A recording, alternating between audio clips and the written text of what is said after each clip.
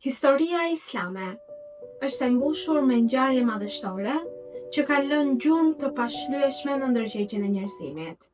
Ndër këto ngjarje, asnjëra nuk ka prekur zemrat e besimtarëve aq thellë sa lëvizja e nipit të profetit Muhammed, paqja dhe bekimet të Allahut qofshin mbi të dhe mbi familjen e tij, lëvizja e Imam Husajnit paqja qoftë mbi të, drejt tokës së Kerbelas. Ky nuk ishte thjesht një udhëtim nga një vend në tjetrin, por një marshim drejt përjetësisë, një rrugëtim i mbushur me sakrifica, me besim, durim dhe përkushtim ndaj Allahut. Çdo hap i këtij karvani mbante me vete një mesazh hynor, që do të ndriçonte brezat deri në ditën e gjykimit.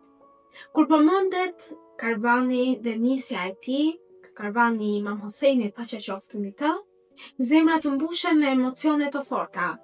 Në atë karvan nuk ndodheshin vetëm luftëtar të guximshëm, por ndodheshin gra, fëmijë dhe besimtarë të devotshëm që kishin vendosur të mos e braktisnin imamin e tyre. Ata e dinin se rruga që kishin zgjedhur ishte një rrugë e vështirë dhe se fundi i saj do të ishte vetë sakrifica dhe sakrifica të ndryshme. Por dashuria për Allahun dhe mbrojtja e së vërtetës ishte më e fortë se çdo frikë tjetër. Prandaj nisja e këtij karvani mbetet një nga momentet më prekëse dhe më madhështore të historisë islame.